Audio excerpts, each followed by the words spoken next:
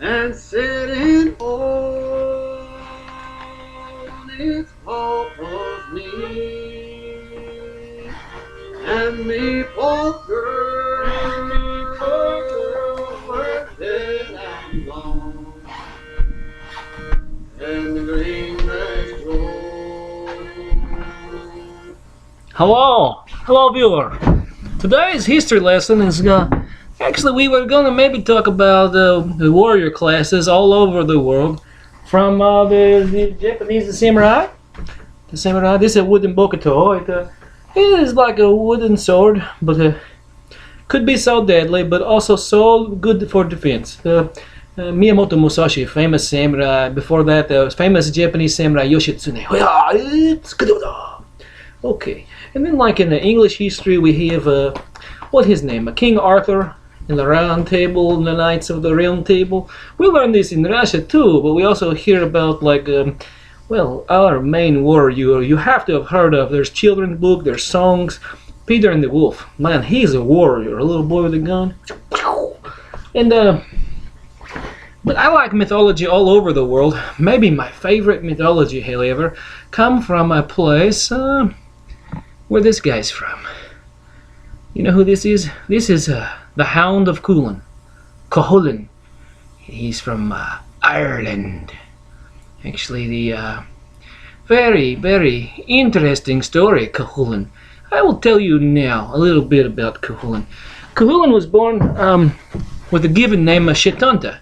When he's a little boy, he has a mysterious birth. It's maybe tied to the sun god Lu, or maybe he's like the bastard son of Sultiam, something like this. It's so interesting this way. But at any rate, Cuchulain is a small boy, and he goes when he feels like he's able. He's gonna run away from home and go to where the king is, King Concobar MacNessa, and he go and he take the hurley stick, which is like a wooden field hockey stick, and a slioulder, which is like a leather ball, and he'll take it and he'll hit it, and he'll run and he'll hit it, and that's how he goes this far distance.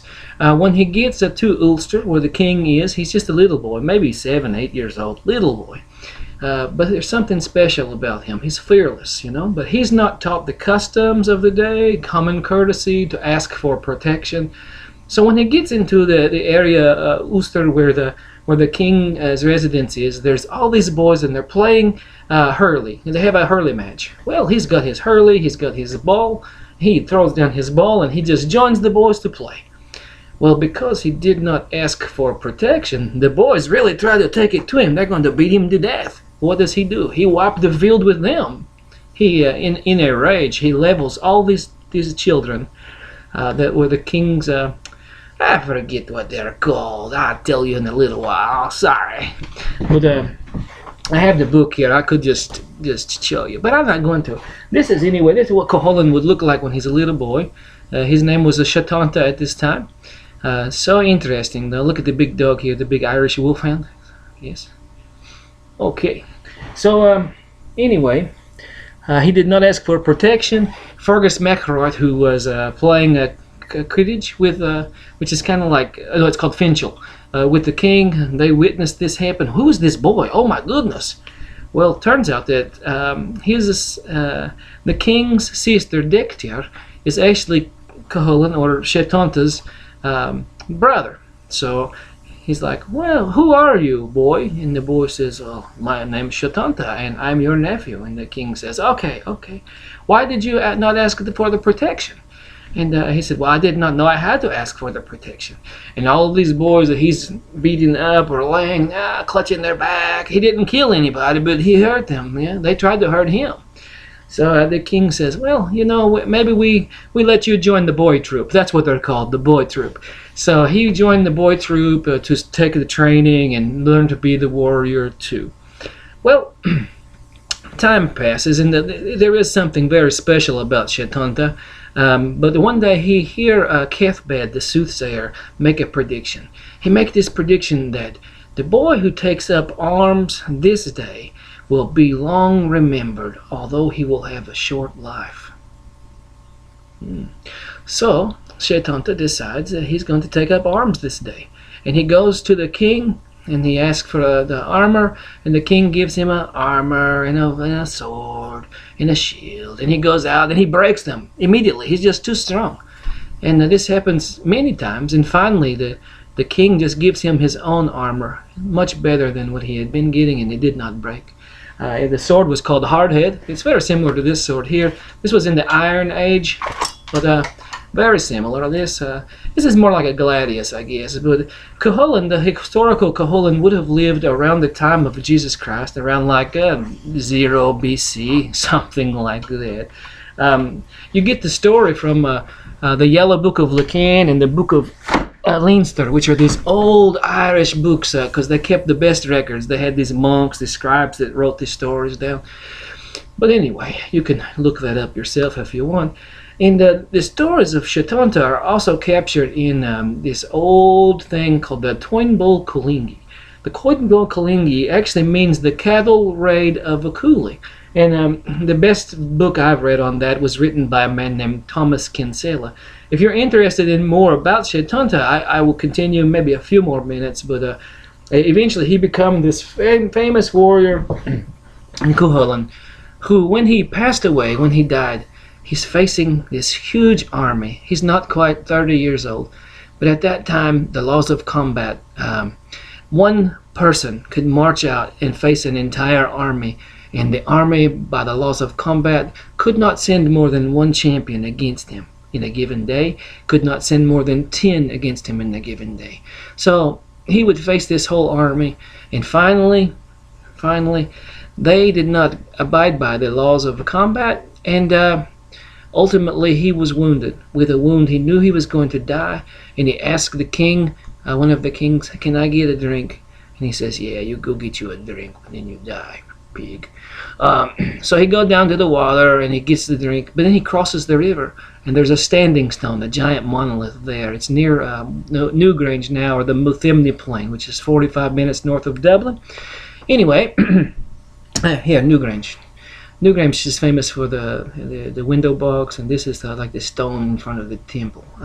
I tell you more about this later, but he goes to the monolith and he ties himself to the stone where he will die standing, facing his enemies.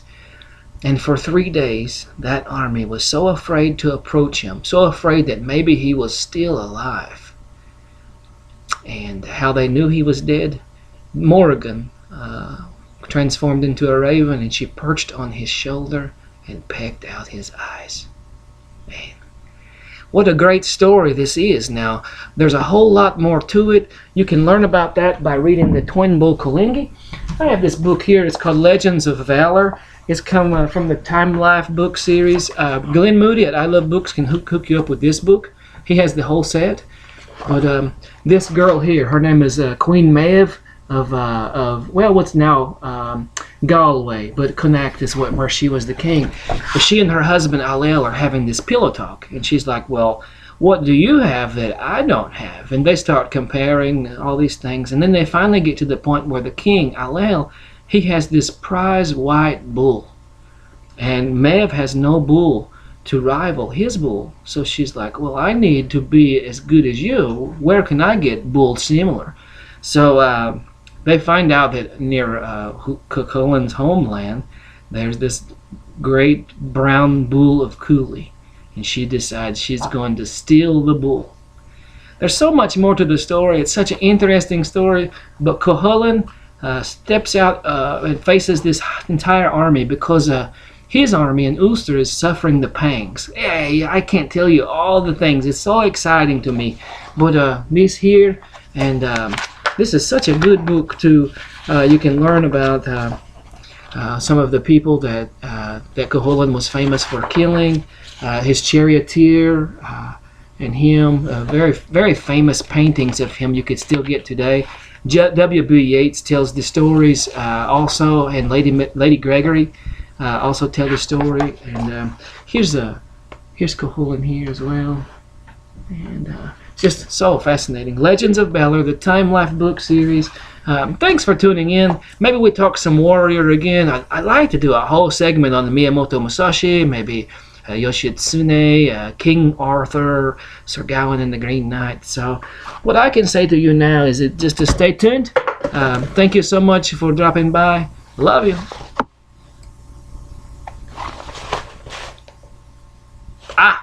I thought I turned it off. Oh yeah, look at this, J.S. Moore. His family is Scotch-Irish. He go to Ireland in 2003, and someone had commissioned this bronze statue to be done, and they made a down payment on it, and like 2 years passed, and they never come back. So he says, well, how much you want for it? And they gave him a cheap price, and he bring it home in 2003. Anyway, I think that's kind of cool. I'm really going to hit stop this time. Thank you so much for tuning in, and we'll see you on the flip side. Adios. Or as they say in Ireland, sláinte.